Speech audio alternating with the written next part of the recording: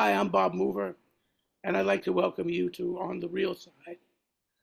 Um, the tune you're hearing in the background is a song called On the Real Side by Walter Davis Jr., which is our little theme song.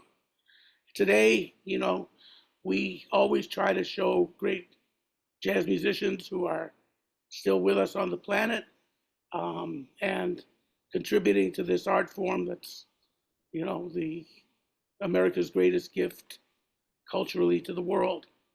And we're very happy to have an old friend of mine with me today and one of the finest alto players on the planet and a flutist, all around musician, band leader, educator. We'll get into all of that.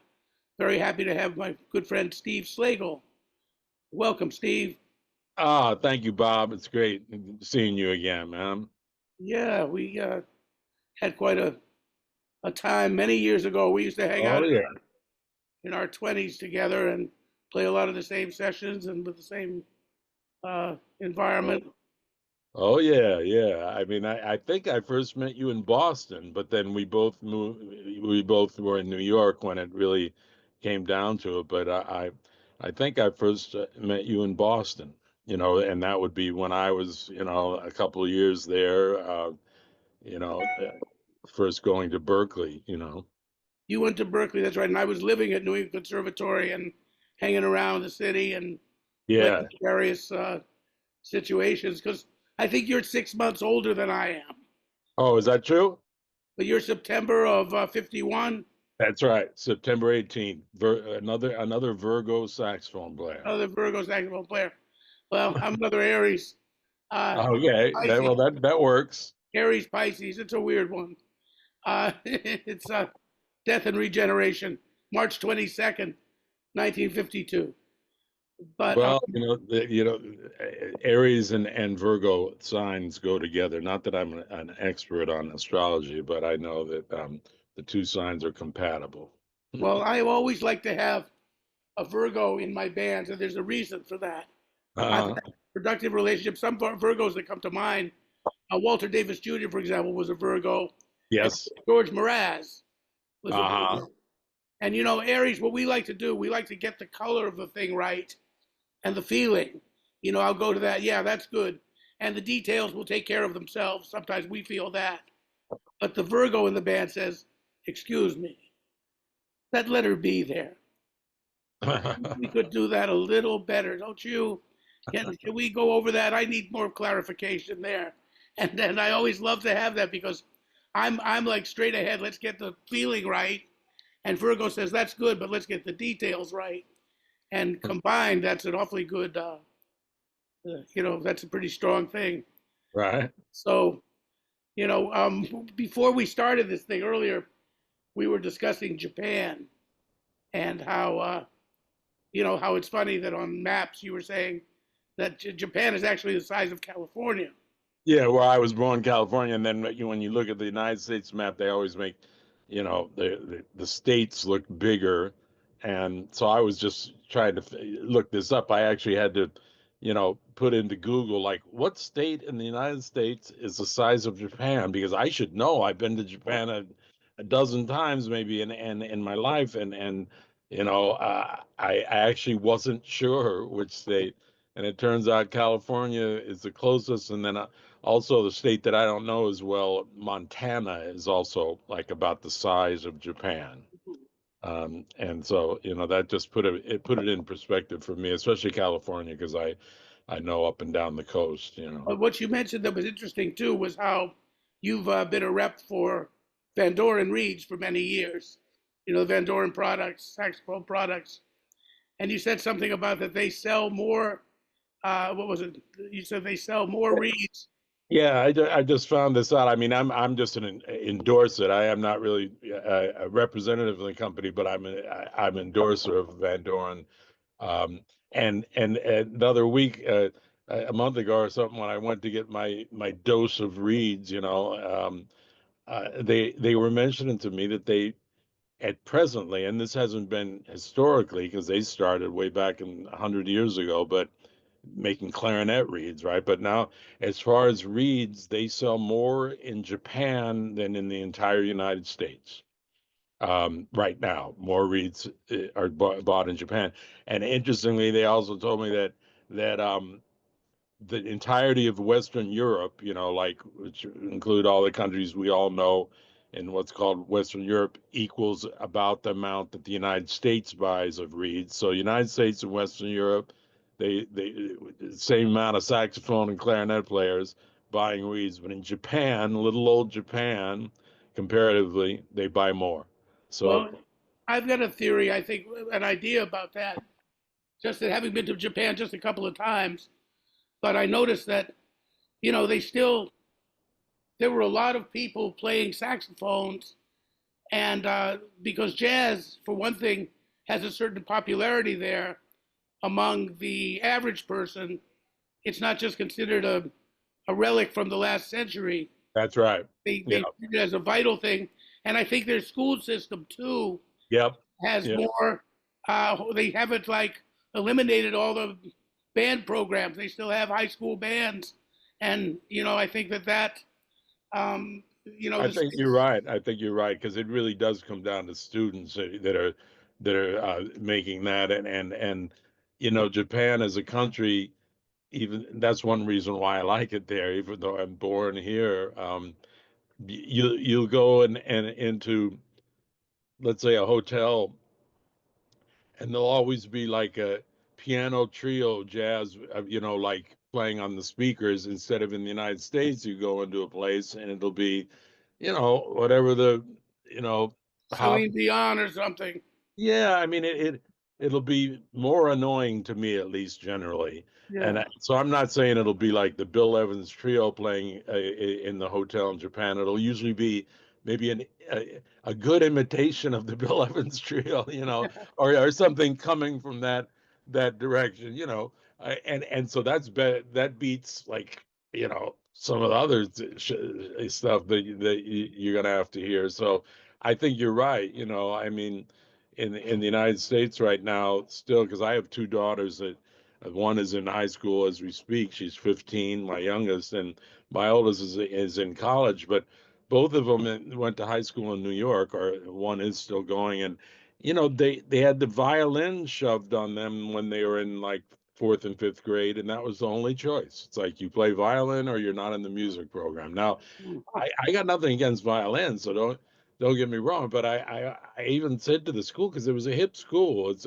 called Midtown West. It's on 48th Street. It's a very progressive kind of school, and I said, why not other instruments? And they basically, it was that the classical people you know have a grip on all of it because they provide the instruments, they provide the teachers, and we don't quite have that together. Whereas I think probably in Japan they do. So Must be that. yeah, Lydia is your oldest daughter, right? that's right. That's the one I met when she was just a wee thing at that time. She's maybe 3, 4 years old. Oh wow. Albanese's birthday party. He brought her. Oh yeah, that's right. I remember. Yeah, and now she's 20, or yeah, she's 20, and so yeah, time flies, man. Yeah, I remember that. Bob used to live further up, like in close to Riverdale, right? I mean, it was Right, or like Riverdale and yeah.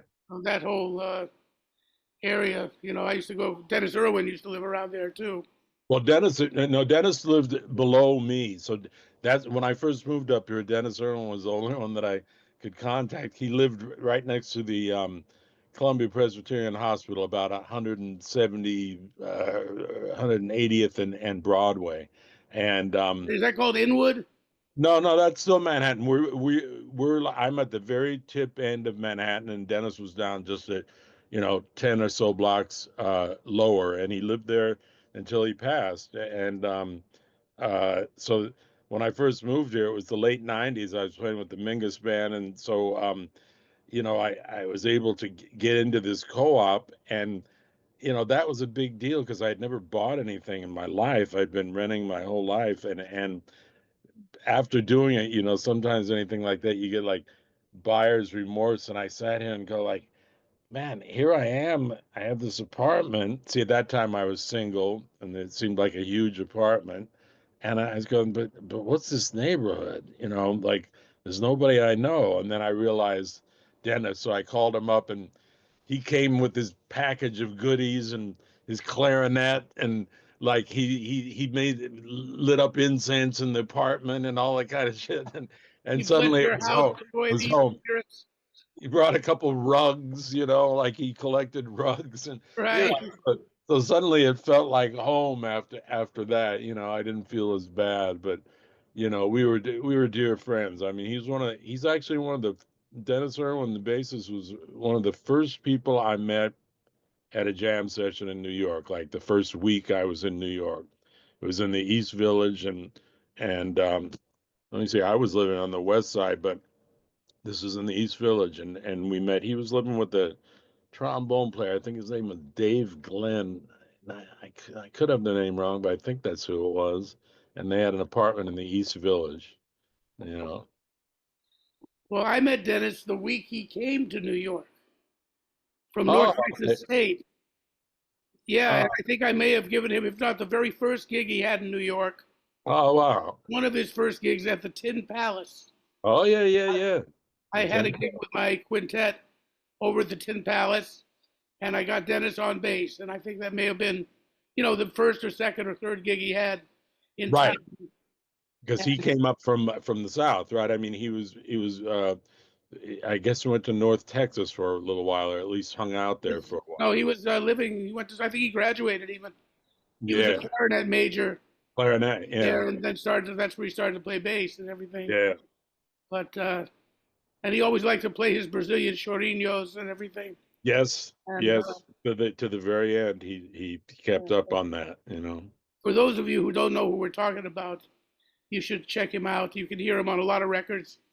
He was part of a very well-known group that John Scofield led with Joe Lovano and Bill Stewart and Dennis. The Scofield Quartet was And Bob Schofield is the one that introduced me to you, because you did a concert in Boston with, I believe, your quartet. I don't think there was a trumpet player. It's a while ago, so we're talking pretty much the early '70s, and you did a concert at some kind of concert hall, and Schofield got me to go. Me and John went because we were good friends at that time. And he said, "You got to hear this cat," because you weren't really affiliated with Boston. Like, I think people thought of you as a New York guy in Boston. At least that's kind of the well, I drift had been I in got. Boston for a while because I met Jackie Byard, and I met him in New York, and he brought me up to play a gig with him. Well, he had me sit in with him when I was 17 at Harvard. Yeah, man, Jackie. I mean, I taught with him at Manhattan School until he passed, and I remember the day he passed, and we used to see, you knew him earlier, and at a time that's really probably better for learning. By the time I was close to him, we're both supposedly sitting on these committees that choose who comes to the school or not. Like, you're supposed to give them numbers from 1 to 10, which I hated doing that, but it's something that you had to Oh, like do. auditioning students and Yeah, stuff. auditioning students. Oh, So the funny thing with Jackie, man, I I'll would have never loved to forget. have seen that. I'll never forget it, because I sat with him a lot of times, and I wouldn't see him otherwise, because I was doing saxophone and he's doing piano, so you wouldn't really see each other except at these auditions. So, like, I'm sitting there with him several days, but one time I started looking over at, like, no, because usually you don't look at what the other cat's going to put on his, because there's maybe four people decide. So I look, and every single person who came in and played, if they were absolutely lousy or if they were brilliant, he gave them all a 10. Which is a high. Everyone was a 10. And so finally, during a break, I said, "Jackie, like, I noticed, like, that last cat, he could hardly even, like, blow himself out of a paper bag, and you give him a 10." And Jackie goes, "Anybody that even tries to play this music deserves a 10, you know." And that's what he said to me. And I thought, Well, okay, all right, I'm not going to argue. well, Jackie was funny.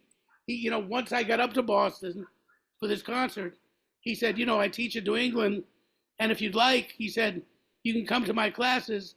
He said, but as my assistant, because Uh-huh. he said, because he told me I was a virtuoso at 17, And then he Man, said he was too, but nobody told him. And then he laughed. He said, actually, everybody told me. And so when people tell you that, you have to appreciate that you have been given a gift. I remember he told me that. But then he he stopped. played alto too, so he should know. Yeah, he played alto and tenor and Yeah. trombone, though I never heard him on trombone. Uh, But I heard he played trombone. But the thing that he did was funny. Jackie was such a special cat that he what happened was he let me come to his class, and I, he kind of sort of helped the students, but mostly it was for me. I just took whatever he was teaching and absorbed it, and then I played outside of the class with him. We'd play duets, and he'd, show me about his theories of upper structures and scale permutations and all the stuff that he was, wow. giving. Yeah. But then one of his students was doing a recital, a trio recital, and he was playing one of my tunes. And I coached this cat, like, because it was kind of a difficult tune. It was an early tune of mine. And when he did the concert, he messed it up. He got lost or something, and it didn't go well. And so I actually, because I was more advanced musically maybe than personally at the time, I kind of told the cat in no uncertain terms that he had really messed up my tune. Right. I wish he hadn't played it at all, because if you're going to do that to it, this and that. Now, I didn't realize, but Jackie had overheard me saying this to him. And Jackie told me after that, the next day, he said, I really don't want you coming to my class anymore. And he stopped talking to me. Yeah, see, that was it. I understood that was his take, I guess, for his entire life was I guess you could say being positive rather than critical. And I'm more like you. If somebody fucked up my song, I'm going to say, "Boy, you really fucked that up, man." Well, this happened, though, I remember now, he didn't speak to me for years. Wow. This is now, the next time I saw him, this all occurred around 1971, 70, 71. So the next Right. time I saw him was 1975. And I'm in Europe with Chet Baker, and he's there. It's this George Wein thing in Nice, the Grand Parade de Jazz. Right. So Jackie still wasn't talking to me. And so I asked Louise, his wife, I said, Louise, why doesn't he speak to me? Because I didn't really know why he wasn't speaking to me. Because when I asked him why, he said, "You'll figure it out. You'll know someday." I said, "How I know if you don't tell me?" He didn't answer because he wasn't talking to me. So anyway, she said, "You better ask him."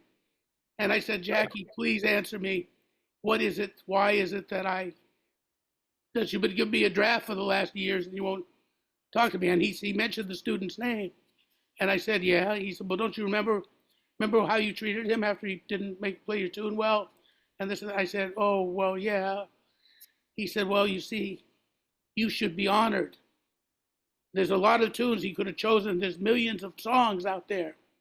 He said, "And he could have chosen any song to play, but yet he chose your tune. So just the fact that he chose your tune, you should have had the humility to uh, to be grateful for that." Yeah, that's the thing, man. That's the Jackie, whole thing. Jackie saw the big picture, Yeah, he did. and I didn't see it. Yeah, I mean, yeah, it was quite a character, man. I still think back on, mainly because I knew him I was at Manhattan School of Music from like 1990 to shoot, almost to the COVID, but a little before COVID. So it's been, you know, almost 10 years that I haven't been there, but you know, he was there until he passed. Yeah, it was. Also, he passed in a tragic way. For those of you who don't know that, somebody shot into his house in Queens. Yeah. And, it could have been, we don't know. They never found the person that did it. And, rumors are he had family members that got involved with some marginal people. And, Yeah, that's what it was. It was yeah, something to do with his son. But revenge or warning or some of those things. But anyway, you were born in Los Angeles. that's right. I was born in Gardena, California, which is officially, I guess, it's officially Los Angeles, but Gardena is right next to the beach we used to go to, which is Carmick, it was called Manhattan Beach. It's like 10 minutes from where I was born.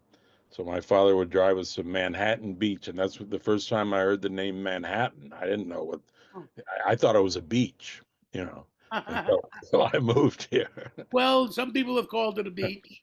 A Manhattan is bitch. one big beach, or were they saying a bitch? I can't write. Something I think I've heard people say quite often. Manhattan is a beach, right? Yeah. Um. Now, was your family musical? Your father, your mother? What did they do? What were they? Yeah, I was lucky in that way. You know, I drew the right cards because both of my parents and my uncles and my grandfather, but my both my parents were into jazz, and so uh, it was around my house a lot. Chet Baker's bass player Carson Smith was a friend of my father's, and Oh, so I was like 3 years old, and this guy would come over and uh, listen to records. You know, it's the '50s, and they'd be listening to records, and that's when I mean, at a very young age, before I could even read what the name of the record was, I remember, you know, staring at things like Round Midnight, that Miles record with the red cover, you the know, and just, orange cover, yeah. you know, yeah, the orange red cover with Coltrane and the quintet, you know, that great quintet Or with, Bye Bye Blackbird, Dear Old yeah, Stockholm, Bye Bye All Blackbird, of You, and Alucha. yeah, man, and dear old Stockholm, and I'd be just you know, at that time, and it's still for me with music, like it's related to LPs because as a kid I would stare at the cover while I'm listening. I mean, couldn't read because I'm like 4 years old or whatever it is, um, but I'd stare at the picture while the music was playing, so the two of them like coincided to me, like you know, and younger people I know that are great players, they can't really relate to that, but that's how I first listened. You know, like the record cover and the artwork on the record, almost like you know, created a vibe that to me was equal to the music because I loved the sound, especially the saxophone. You know, and at that Wow. time I didn't really, at first I didn't really know the difference between alto and tenor. You know, I'm talking when I'm 5 years old, but pretty soon I got so that at least my parents noticed that I tended to like be attracted to the sound of the alto, and I still am. But even though I like all the saxophones, I mean, the alto was the first one I got, and it's the one that I've most consider my voice, and How you know, old were you when you decided to play the saxophone? And had you 10, 10 years old. been years That old? was it was when I got big enough to hold it, and that happened to be 10. I wanted to play it before that, and the funny thing is I didn't want to play clarinet, you know, because people, you know, when you're 8 or something, they say, well, you could hold a clarinet, but I was Right. like, no, I want to play saxophone. You know, But I was also in already, those days, you were expected. The whole idea with the big band era still kind of being alive. yeah, It yeah. was the natural double to play saxophone and clarinet. Not so much flute yet. No, no, it wasn't quite as prevalent, but you know, I was a rebel because maybe because I did have parents that were playing all this music on records, and took me to some early concerts too when I was really young, in California, and so you know that was just So great, you know. you may have heard people like Chet and Richie Kamuka, Art Pepper, and those kind of people. Well, our Pepper was one of my favorites, and I didn't hear him live till I came to New York. But in the first concert I went to that I don't remember because I was too young, but my father said I was like just fixated, was the Dave Brubeck Quartet, you know, playing at a college or something in Los Angeles, and of course, you know, Paul the Desmond. sound, the sound of Paul Desmond. I mean, Lee Konitz, Paul Desmond, to me, like both of them were early um, uh, virginal sounds on the saxophone, on this alto saxophone that I first was attracted to, and then I listen to like everybody, you know, because whenever I'm asked like, you know, by somebody who usually doesn't know what they're asking, like, who did you listen to? What were your primary influences? I listened to everybody that could play well, you know, but the ones that like attracted my ear, I listened to then everything that they did, you know, and that's a lot of saxophone players, Oh yeah, you it's know, true. you There are know, a and lot. so I was lucky to be able to hear a lot of them before I really began to play myself, you know. You know, it's funny though. I really think what you just said about those record covers was beautiful because I remember when I first really got serious about listening to jazz. I was about 11, and I was in a used electronics store, like where they fix your TV, and they sold used, TVs, and radios were still big and everything. And they had a Right. little bin with a few records that they had for sale. And I was leafing through the bin, and they were like combination different. It wasn't just jazz; it was all kinds of things. And it was that Miles Davis cover of the Roundabout Midnight record with Yeah. orange behind him. And I said, I have to have this. And I got it for $2. Talked the guy down from 3, and brought it home. And it was one of those records that would change your life. Yeah, I mean, so many of them. I mean, there was an Art Pepper cover on World Pacific that I remember as a kid, and all these different records that the cover was related to the music to Yeah, with me. me, there was Blue Lester, the one on Savoy where Lester's got the horn. He's in a pinstripe suit, and he's holding the horn up off to Uh-huh. the side like that. Yeah, And, yeah, yeah. Was that on Verve or yeah? oh, that was on Savoy. But then the Lee Konitz record that my parents had was called The Real Lee Oh, Konitz. the real Lee Cohen. It's a white cover Yeah. with a picture of him in the middle, kind of Yes. just looking with Looking like a his real hands like nerd. this, like a Yeah. Jack Benny thing. Yeah. Looking like a real nerd, but Yeah, with playing the his ass glasses off, and playing his ass off, you yeah, know. yeah. So it's like, I didn't meet him until I came to New York, but we weren't like you were close friends with him. I got to know him, but it took a while, you know. The first time I met him was Gary Smulyan called me to sub for him in the octet that Lee had on baritone. The Nonet. I'm sorry, the nonet that he had, and I I played baritone, but I was an didn't know alto that. player. Yeah, I mean, I had a con baritone for a long time, and I subbed on the Vanguard band too for Gary. That's when I first played with the Vanguard band was on baritone, and then later subbed on alto. But uh, I remember the mistake I made with Lee was like after the first set, just subbing. Uh, uh, I said to him, I'd just come to New York a couple of years, maybe I'd been in New York, and I said I'm an alto player, and I realized that was the wrong thing to say because he wanted a baritone player, he didn't want an alto player, and so that was my first meeting with him, and nothing was bad because it was.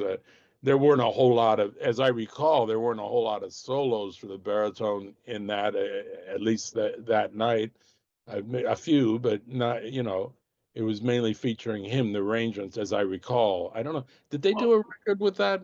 I'm not sure whether he did a record with the non-ed or not, oh, he but did several records with the Nonet. okay. I didn't Yeah. hear that, but I do remember playing with it. And but later we got to be friends when I was playing with Joe Lovano's Nonet. That's funny. The Nonet is somehow tying it in because with that Lee came a couple times, and luckily, when we played at Dizzy's, and he came one night, I didn't know he was there, and I happened to have a good night. We play, sometimes we'd play like 4 or 5 nights there, and like I happened to feel good after that set, and then walked to the bar and saw Lee sitting there, and that's really the only time that he said, "Man, you sounded good," and that's the most he would ever say. That's like the most Well, compliment. that's a lot. In fact, the baritone player, he did let play quite a lot. I heard that Nonet. Oh, really? I sat in Okay. with it sometimes. And Ronnie Cuber, when Did Ronnie Ronnie was play on the in that? band, he Oh, gave okay. Ronnie solos like every tune. You know, Not yeah, every I tune, but forget. I forget whether it was Ronnie or Gary that called me because See, Ronnie was the first saxophone player I met in New York, and that was a coincidence because this would be like 1976, and uh, me and Billy Drews and Keith O'Quinn got an apartment on 103rd and West End Avenue. I just coincidence, just uh, whatever. I forget how we found it, but I do remember that it was a two-bedroom apartment. We made into three bedrooms. In other words, like three of us. What did Keith play? I remember him, but I He plays trombone. trombone player. That's right. Yeah, good, really good lead, really great Yeah. trombone Okay. player. And the rent was $350 Oh yeah. for a two Dear bedroom. sweet days. Yeah, and but still, it seemed like enough money to that we had to do a few gigs each. But Ronnie Huber lived like 2 or 3 blocks down, and I think it was Billy had met him already, and so he came to our place within like a couple of weeks of us moving in. And the interesting thing is that he had just come out of rehab, and Ronnie. yeah, and so he was like maybe for the first time like completely clean. And I remember him coming over and just hanging out and not even like drinking or anything, because he had just come out of some kind of program, and we got to be really good friends. My first gigs that I got in New York were through him, um, because we became friends, and yeah, there were a lot of Latin gigs because Ronnie was really hooked into that, and Yeah. that led to my first really steady gig in New York, which was with Machito and the Afro-Cuban Orchestra, which uh, luckily I didn't know I was replacing Mario Bauza, who my ignorance was a bliss because that made me not nervous. I Mario Bowser, for those of you who don't know, was sort of like the Charlie Parker of that music. Well, yes, he was Right. like the lead alto, and also he was the most knowledgeable musically of anybody on the scene in that style, and the Cuban music, Cuban, yeah. yeah, Cuban jazz. I mean, he was the one who would be the father of that. So him and Vigo the O'Farrell, maybe. yeah, Something to and the thing is, like, him and Machito had gotten in some kind of big fight, and then Bobby Purcelli called me, who was an alto player you probably know too, Bobby's right? a great alto player. He's Yeah, another one of those cats that the world should know fantastic. better. So he called me and told me to call so and so, and the next week I showed up at a club on 86th Street, and I remember I didn't have a tie. I didn't even own a tie. Was it 96, the New York Casino? It was 86, called Casablanca. Oh, Casablanca, yeah. Yeah, it was called Casablanca.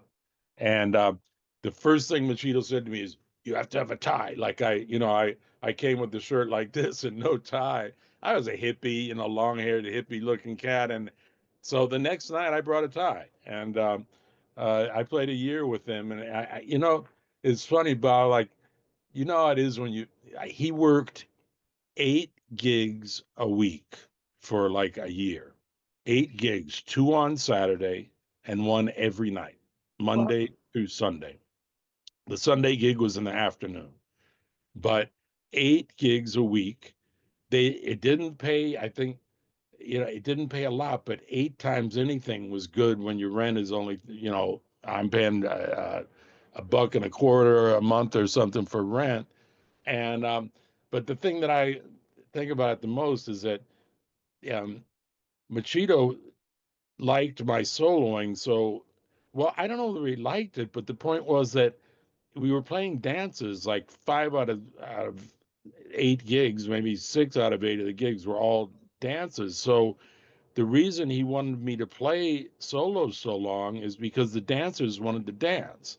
And the arrangement itself might only be 5 minutes long, but the dancers wanted to dance 10 minutes, So I would be blowing all night on these vamps, and mainly vamp Montuno kind of blowing, but his book was pretty big and had ballads and stuff in it too. But um, the thing is, I didn't ever, Bob, I never recorded one night ever that we played. And I could have in those days, you didn't Oh, have phones and all, but there were little reel to reel things you could have brought, like something and put it next to. But when you're doing 8 gigs a week, the last thing you want to do the next morning is wake up and listen and then go and play well, it again. we had a different attitude toward it then. For instance, I Yeah. had a little machine that somebody brought me from Japan, which was the first recording Walkman. It was a Sony Yes. TC55. And what I would do, and this people say, you did what? I said, yeah, well, I was on Chet Baker's band, and I would record the band one night. We'd be playing Strikers or some places in town, and I'd record the night, and I'd listen to it, and then I'd keep the same tape and record the next night. Right, right, right. And Record over it. Yeah. yeah, so you save money on the tape. You didn't Yeah, have to buy yeah. tapes every night. Yeah, you didn't think like in 20 years that you'd want to. And for me, that's the one thing I never recorded, even though playing a year with him, you'd think I'd have like, and blowing every night. I mean, it was unbelievable because there weren't, believe it or not, Bob, there was only one other guy that could solo, his trumpet player named Manny Duran. I I don't knew know. Mandy Duran, of Yeah, course. beautiful cat, beautiful cat. Yeah, right. Um, Yeah, and they're he thinking he could Cleopatra play. People forever. He could play. So he and Yeah. I were the two soloists, and believe it or not, no one else in the band really soloed. Yeah, man, And he loved Dizzy. oh He yeah, uh, yeah, he played like Dizzy an octave lower. that's right. He didn't play the high register, but he Uh, had a real melodic sense, and also he kind of took me under his wing because he spoke Spanish, and we're in this environment. A lot of the gigs were up in the Fire Hood Bronx up here, well, not where I live now, but over east of where I am now, which I have no reason to go to now. But at that time, I'd take a subway to this whatever the club would be. Carbohania was up there, right? It was there. Was it there? Yeah, there were quite a few, man. Yeah. There were. This was the end of an era. That era ended like, um, shortly thereafter. But it really is thanks to Ronnie Huber because that's how I first got hooked up with that. And the funny thing about it, like when you're 24 years old, here I am playing something that, like I said, I should have recorded because the rhythm section is burning and I'm playing on a G7 chord for 5 minutes, and, Mhm. and yet in my mind, I wanted to be playing with Art Blakey and the Jazz Messengers. That's what I wanted to be doing. So it's almost like wannabe is not a good thing because you got to be satisfied that the thing you're doing was also pretty good. Well, That's what happens. But Ronnie and I stayed connected for a long time because with the Mingus band, which is rolling up like 30 years later, or let me see, 20 something, early 90s. Ronnie and I were both in the beginning of that band, and you were the kind of the musical director of that band in a lot of ways, weren't you? And yeah, well, yeah, for about 7, 8 years, and I did. That's when I first started arranging for big band, and really, I always wanted to arrange and write as well as play, but that started later after getting the saxophone. Like, it was like the early years in Boston. I wanted to do did, more writing, did you and not study with Herb Pomeroy, like line writing, like most yeah, people? well, Herb and I became friends, and I really loved him, and I played in his big band there at Berkeley, and we stayed friends afterwards because he knew Steve Kuhn, and that was like the first jazz gig I got in New York was with the pianist Steve Kuhn, and Herb and him were friends, That's something I wanted to talk to you about too, because I mean, you have played with some people. I've gotten to play with a lot of great people too, but it's funny that you played with some of the great people that I didn't get a chance to play with. I thought we Well, saw so funny likewise, with our likewise, careers that we kind of went into similar but different directions, like yeah. you know, so you met Steve Kuhn through Herb. Yeah, I think maybe that might have been the first time, but the reason I got uh, to into his quartet was the the bass player Harvey S., who I met in Boston, who was living in New York when I moved to New York a couple of years after I'd been here. Right. I knew Harvey He there too. recommended me for the band that had Bob Moses on drums, and we ended up doing two records for ECM and like about 2 years of This was you know Kuhn's that was band. yeah, and that was really in the height of ECM time because we would do like tours where it would be like four ECM bands on a tour. So, it'd be four bands playing a concert, each doing 45 minutes or something. And that was a great experience. I mean, uh, you know, uh, it was all, well, with Steve Kuhn, I must admit, I liked playing standards with him the most.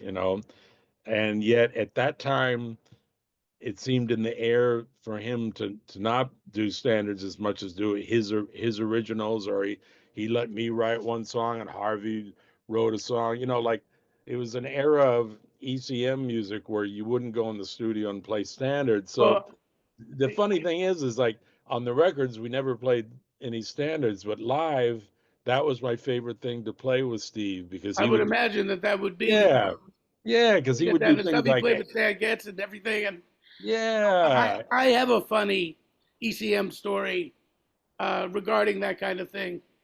Right around that time you're talking about, John Abercrombie and I had been very good friends oh in yeah Boston and also in New York. So we were playing quite a bit together. We were, hanging out and jamming. And John says, "Man, I just met this cat, and he really wants to record me, and he's a German guy named Manfred Eicher, right. and he's starting this record company, and he's like really, he's heard me with Billy Cobham or wherever he did, and he said he loved what I did, and he wants to do that. So I said something to John like, "Oh, that's great, John, and remember, don't forget your friends." And John said, "He would hate you." I said, "What?" I never heard that before. He said, "Oh, he would dislike your shit so much." He said, "He wants no bebop." He told me that. He does Yeah, not like bebop. He wants European jazz. He's going to create a new style. And this is really an auteur here we're dealing with, to use a film term. And that was just the funniest thing. Like when I mentioned, "Hey, man, maybe I could get something too," since, you're, "Oh, no, no, no. Forget it. He doesn't like that." So when you tell me that you didn't play any standards, record any yeah, standards with Steve Kuhn, I can believe that. yeah. On the records, and that's the beginning of it. And I thought the same thing, but now roll up to present time, and I realize that it's also more of that that it was in the minds of him and those inclined that way to make a music that was a mixture of a lot of different I mean I wouldn't just call it like European jazz because I'd call it like like some of the things that Kenny Wheeler or something did. It's like crossing over from like composition to improvisation to like another kind of realm. So I Well, think the anti 251. yeah. I mean, I think I know. I think in some ways it did work out to be something that is valid. But the funny thing is it depends on who you're doing it with. And with Kuhn, like to play something like Erigen with him or Confirmation, we would play both of those. He would put like different heads to them, but we'd play like every night. One set we'd play Erigen, and the next set we'd play Confirmation. I enjoyed that the most um, because it seemed like I could play more over that. But none of it made it on the record. And I guess there might be a few live recordings of it, but none that I really know of that have been, How you know. long did that band last? Well, I was with How, him for 2 years. I think he kept a band with Sheila Jordan after that for another couple of years. But yeah. for the saxophone quartet, it was 2 years, and I learned a lot. I mean, this is like the age of 24 to 26 or whatever. That's the first time I saw Europe and traveled, and uh, because when I played saxophone in Los Angeles at the age of 10, in my mind I thought I'd be happy as shit to live here next to Manhattan Beach and play the saxophone right here than the rest of my life. I never thought of anything like that. Music would take you all the way around the world, because it's like otherwise I wouldn't have seen all of the world that I have seen. So it's a blessing. And it keeps going on. Yeah, So no, that's the beauty of it. yeah. Of it. Now also speaking of standards and stuff like that, a record that intrigued me. I'm curious about something you've done. You did in 2022. This record called "Into the Heart of It," where my old friend Richard Sussman did the charts. You have an executive producer on a lot of your records. Yeah, the last five that I did since 2016 were this producer Rick Simpson. He actually was from California also, but he lives in Arizona now. Rick And Simpson. How did yeah, that come about? Richard Simpson. He came and heard Dave Stryker and I playing a couple times, and he wanted to produce records. The first one he did was Dave and I together. It's called Roots, and then from then on, I made separate records with him, and yeah, that one I guess was the last one, the one you mentioned, which is kind of an all ballads record. It's got one burner in it, but I wanted to make a record that was all ballads, and so that's what I did for that one. Yeah, You I know. kind of did this sort of, and this is what I'm trying to get out now. With we got some money. We have a producer, a friend of mine who's a radiologist. Does Rick Simpson have a profession? Something that he? Now he's retired. He was a teacher at Buffalo, in Buffalo at a university. I forget the name of the university, but a big one. And then now he's like, you know in his 80s, retired in Arizona and not really producing records. But that was a great period, because um, doing the records with him, and then also being asked to play with McCoy Tyner in 2017. I played in his quartet for, a year or so. Not a lot of gigs, but a handful of gigs, Oh, and that was through Gerald Cannon, who I was Blair. close Yeah. with at the time. So he recommended me, because funny, McCoy at the end of his life wanted alto players. I guess he figured, like, you know he'd obviously played with tenor a lot, and so he had alto. Not just me, but I was Yeah, Joe lucky. Ford for a while years ago too. I remember What's that? an alto player named Joe Ford played with him. Oh yeah, that's right. Well, that's earlier. Yeah, but even Joe's a earlier. good Joe's a good friend. I mean, Joe is a friend, and that's earlier. When I was with McCoy, the best was at the beginning, because uh he hadn't had like his second stroke, and like he was the first the well, here's a funny story, man. Gerald Cannon had hit me to, like, that he was just playing his own songs, and then a few standards, like we would play Shibudoo Be About Here.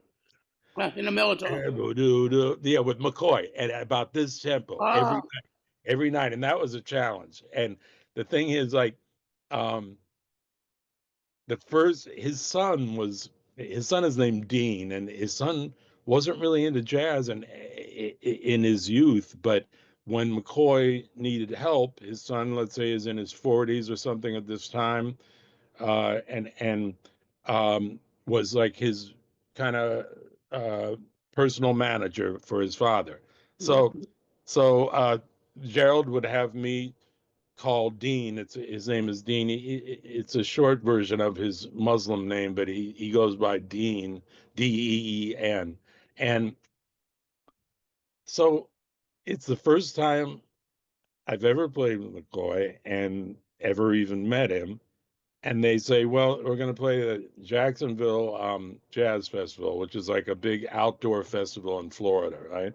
And so we're going to actually rehearse one day.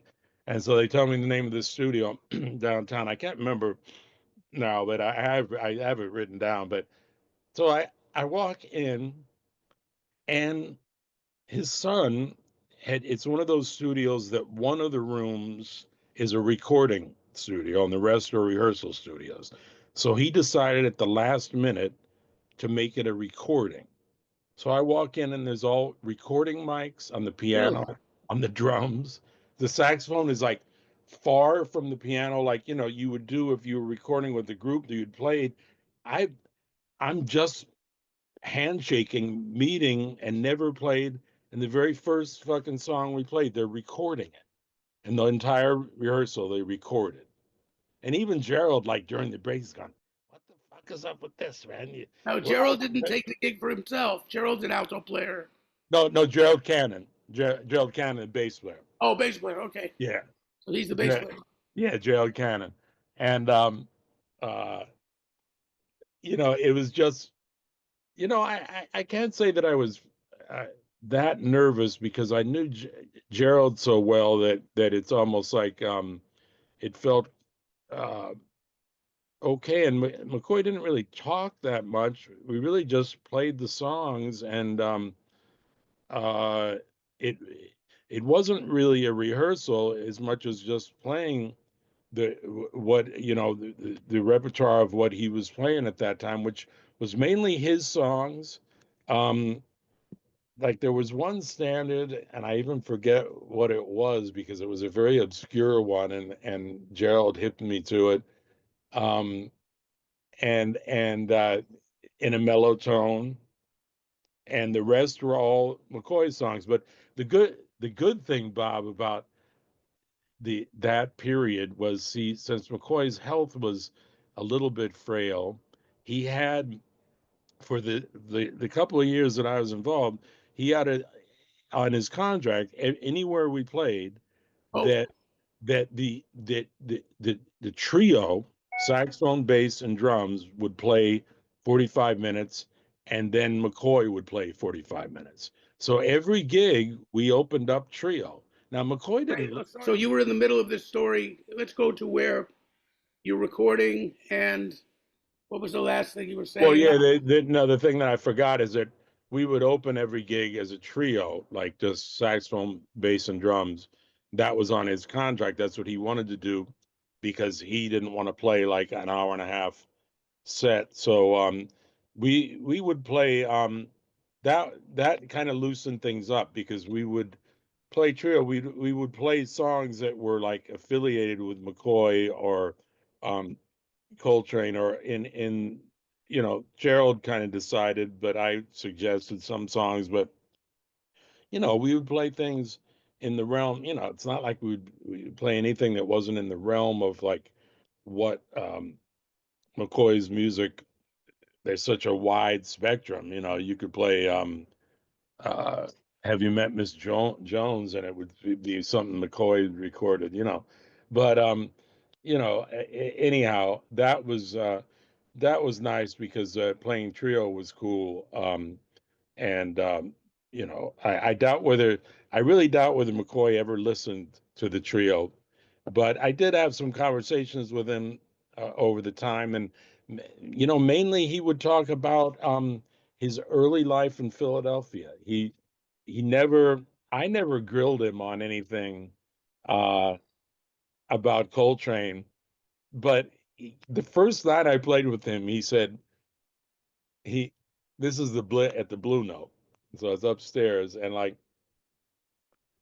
he goes like, I played with John Coltrane for wherever many years it said. I'm like, in my mind, I'm going, yeah, right. I fucking know that, but I didn't say anything, but he said it like that. He said, I played with John Coltrane. Like, I think in his mind, he might have thought like possibly there was a person in the planet that didn't know that. Who happened to But, be playing with him that night? you know, but he did say one thing. He said, in all the time that I played with him, he never once told me what to play or how to play. And he said, so I will never tell you what to play or how to play. Um, and that's pretty much all he said about Coltrane. But what he would talk about was his early life in Philadelphia. You know, coming up. That's what was more on his mind at the time. You Did he know. talk about Benny Golson and having played with the jazz Yeah, he talked band? about the people that he came up with in Philly and the his mother's beauty salon that like as a kid he's talking about like when he's 14 years old hanging at his mom's beauty salon and other guys on the corner. That's right, because we played blues on the corner every night. And Uh-huh.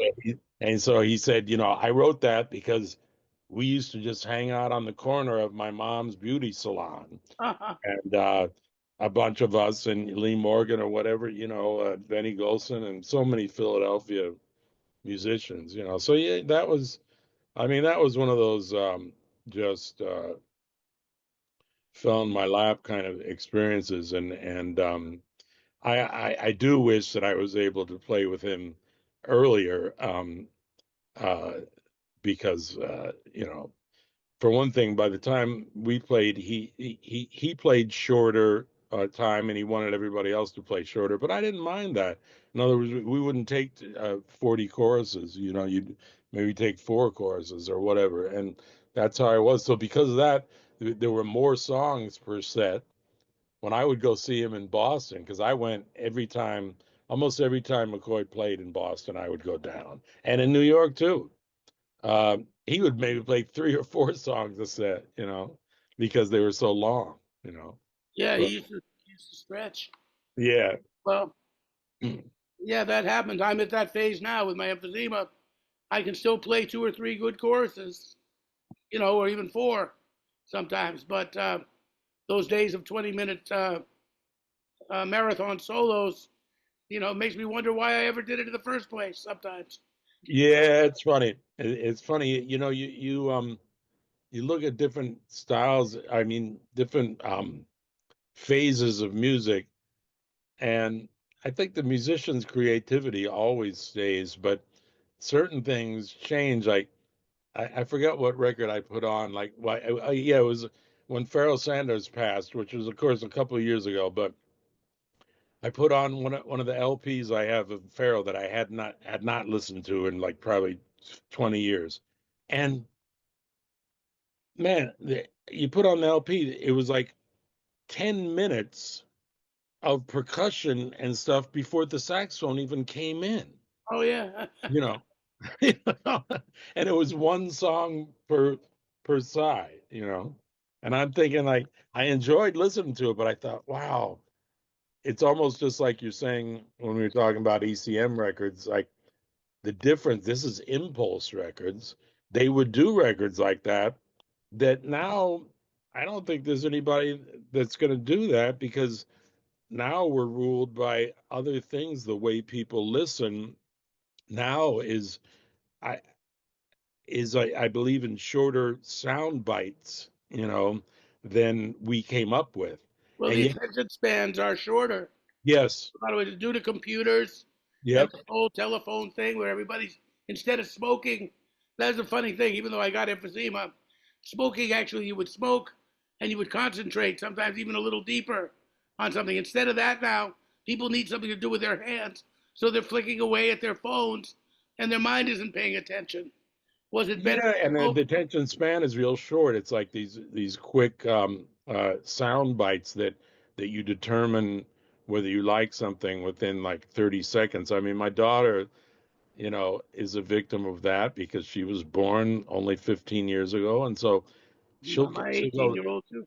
she'll go like, Dad, listen to this, and it'll be something on her phone, and she'll play me something for 20 seconds, and then it'll stop, and I'll go, can I hear the whole thing? And she goes, oh, well, no, that's what I have, and I'm going like, I want to hear it from the beginning to the end, and like to her, that is the beginning and the That is end, the beginning of the you end. know.